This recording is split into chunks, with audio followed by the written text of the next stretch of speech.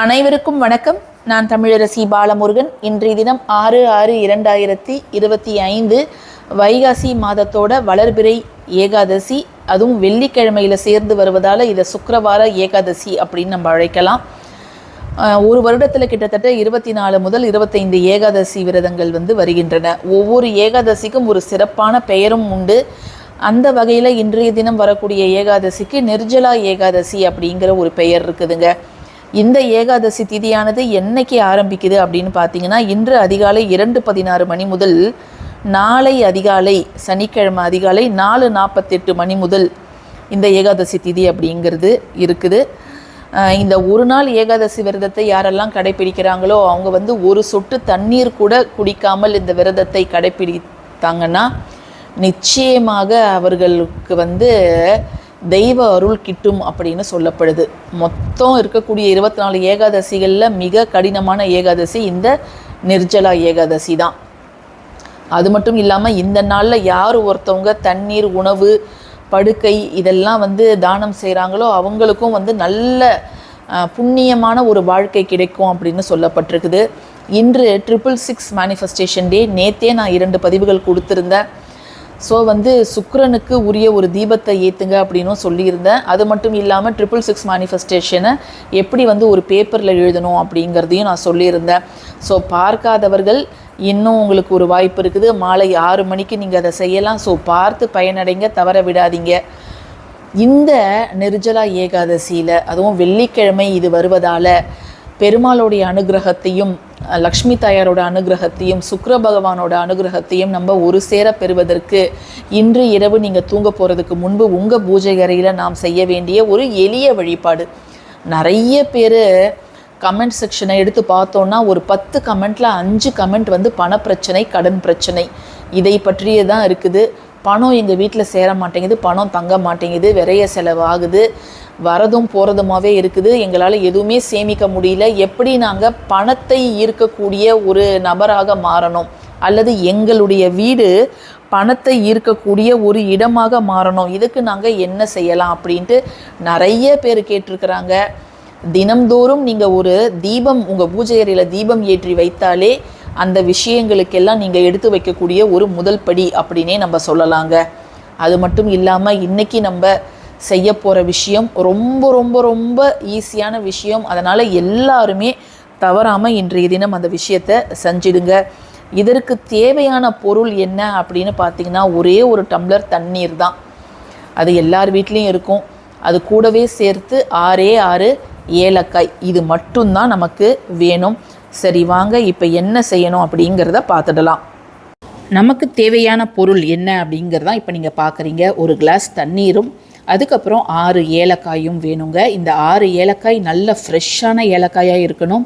அதாவது இது நீங்கள் வெளியில் எடுத்ததுமே நல்ல ஒரு வாசனை வரணும். ரொம்ப நாளைக்கு முன்னாடி வாங்கின ஏலக்காயெலாம் கொஞ்சம் அதனுடைய நறுமணம் கம்மியாக இருக்கும். அப்படிப்பட்ட ஏலக்காயை நீங்கள் எடுக்காதீங்க. நல்லா ஃப்ரெஷ்ஷாக இருக்கணும், பச்சை நிறத்தில் இருக்கணும். அந்த ஏலக்காயை மட்டும் நீங்கள் எடுத்துக்கோங்க.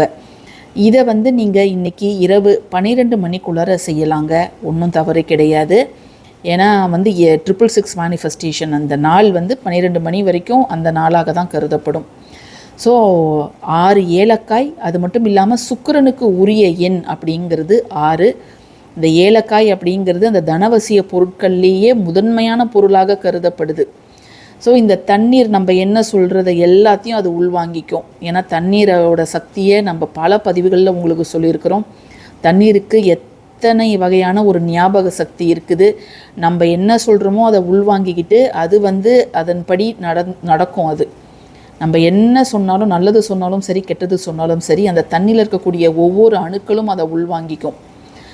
நம்ம கோவிலில் அந்த தீர்த்தம் தெளிக்கிறதுலேருந்து, சர்ச்சஸில் அந்த ஹோலி வாட்டர் வச்சுருப்பாங்க. அதே மாதிரி மசூதியில் அந்த தண்ணீரை ப்ரேயர் அந்த ஓதி தருவாங்க. இது எல்லாமே தண்ணீரோட அற்புதமான சக்திகளை நமக்கு அறிவிக்கக்கூடியவை. நாளைக்கே நீங்கள் 12 மணிக்குள்ளார எப்போ நீங்கள் வேணாலும் செய்யலாங்க. ஆனால் சுத்தபத்தமாக இருப்பவர்கள் மட்டும்தான் இதை செய்யணும். அசைவம் சாப்பிட்டேன் தீட்டு காலங்களில் இருப்பவங்க இதை செய்யக்கூடாது. பெண்களுக்கு தீட்டாக இருக்கும் பட்சத்தில் அந்த வீட்டில் இருக்கக்கூடிய ஆண்கள் இதை தாராளமாக செய்யலாம், தவறு கிடையாது. உங்கள் வீட்டு ஹால்லையோ பூஜை அறையிலையோ எங்கே வேணாலும் அமர்ந்து செய்யலாம். இந்த ஏலக்காய் மேல் நாம் எழுத வேண்டிய மிக மிக முக்கியமான ஒரு வார்த்தை என்ன அப்படிங்கிறத இப்போ நம்ம பார்த்துடலாம்.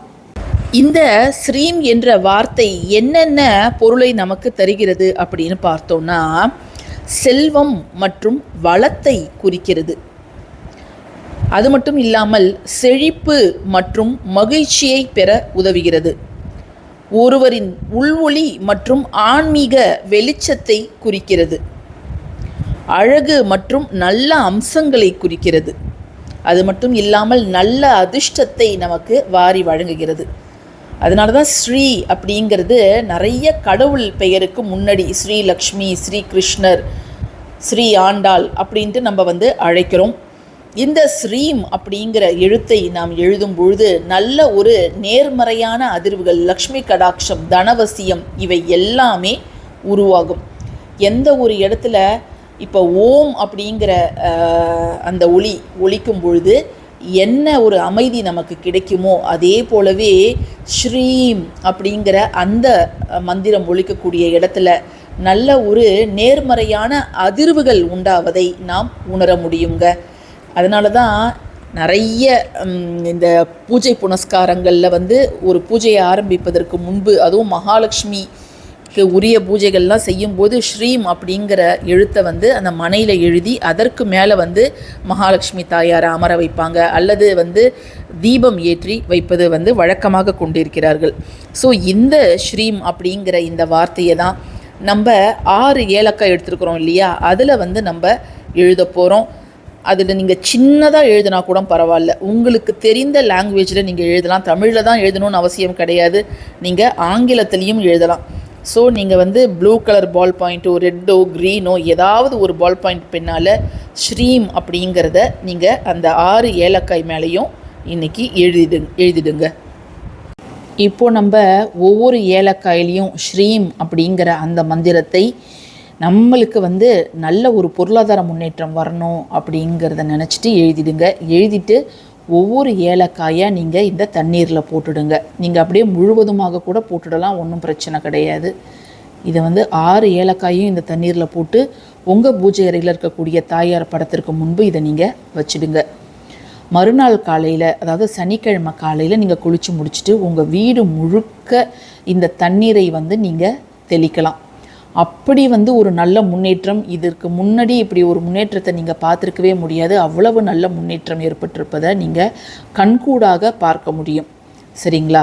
ஸோ இது ரொம்ப எளிய வழிபாடு, எல்லாருமே செஞ்சு பாருங்கள். நிச்சயமாக நல்ல பலன் உங்களுக்கு கிடைக்கும். பதிவு பிடிச்சிருந்துச்சுன்னா கட்டாயமாக லைக் பண்ணுங்கள், ஷேர் பண்ணுங்கள், நம்ம சேனலுக்கு சப்ஸ்கிரைப் பண்ணுங்கள். மீதம் இருக்கக்கூடிய ஏலக்காயை நீங்கள் கால்படாத இடத்துல போட்டுடலாம். ஏன்னா இந்த ஏலக்காயில் இருக்கக்கூடிய சாறு எல்லாம் தண்ணீரில் இறங்கியிருக்கும் இரவு முழுவதும் இருப்பதால். ஸோ அது வெறும் சக்கை மட்டும்தான் இருக்கும். அதை நீங்கள் கால்படாத இடத்துல போட்டுடுங்க. நன்றி.